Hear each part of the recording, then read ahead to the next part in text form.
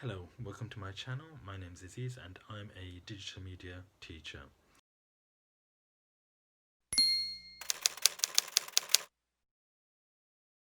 So, welcome to my channel, and my channel is all about teaching, learning, tutorials, and tech.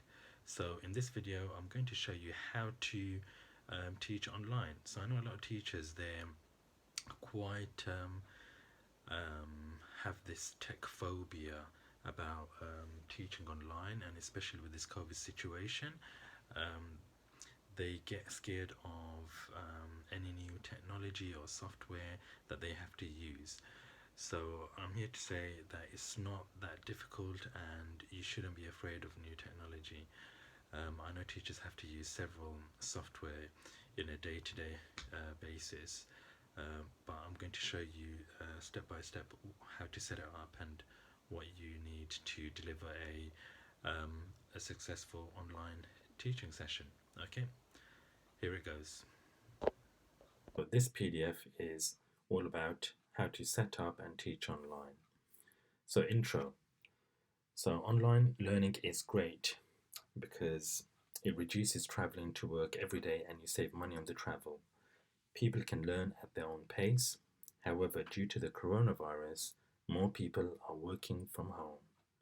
Here are a few tips on teaching from home. So, your learning objectives. When delivering your learning objectives, keep things simple.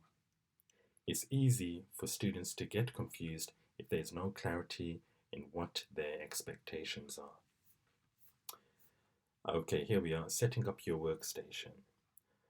So when you're setting up your workstation, make sure that you have everything organized, you know where things are, and it's easily accessible. So things to think about are lighting, displays, props, voice, and audio. So technology, what kind of technology do you need to set up a online teaching session? So you can either use a PC or a Mac or even your mobile phone if you're moving around. And the software is Zoom. A lot of people have found Zoom to be very good. I personally have used Google Classroom, Google Meet, and I find it brilliant. My students love it, I love it.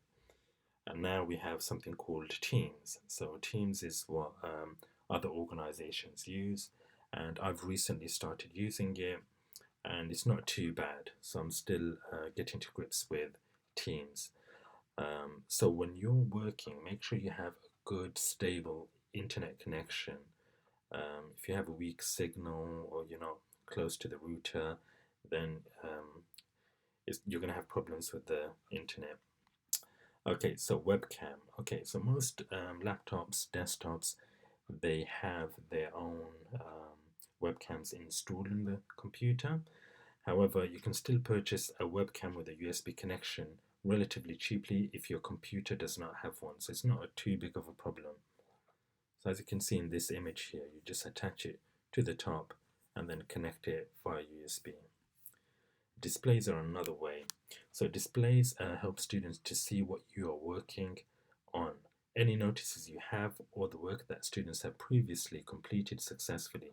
This can be a good reminder to motivate students on future tasks. So up here we have student work as title on the notice board, and you can have their work here, and so when you're filming yourself and you're talking to your students, they will be able to see their previous work there.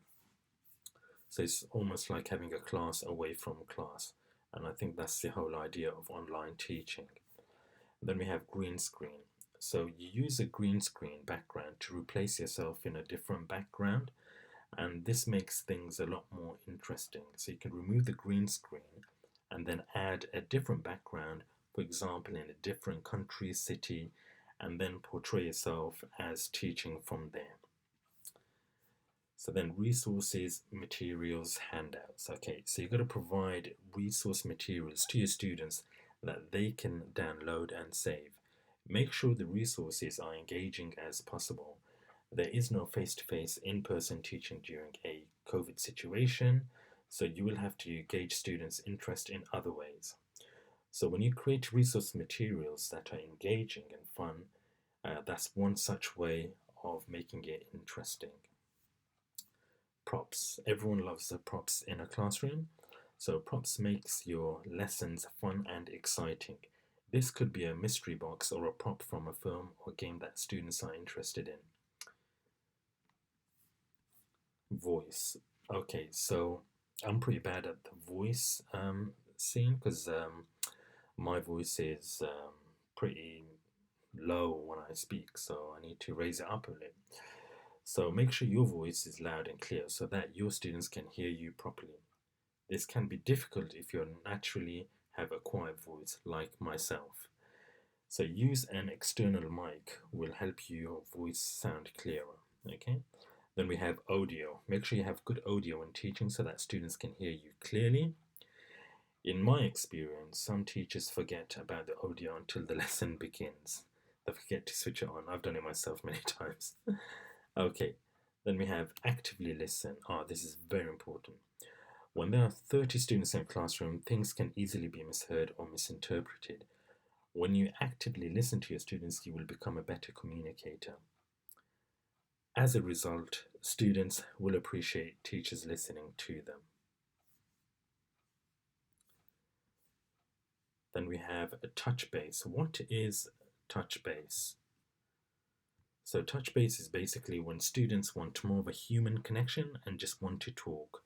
Because they can't physically be in the classroom because of the whole corona situation, they want that interaction. They still want that human connection. So more people are working from home due to the coronavirus. So students can communicate via email, messaging service, or Zoom or Teams call. That would really help.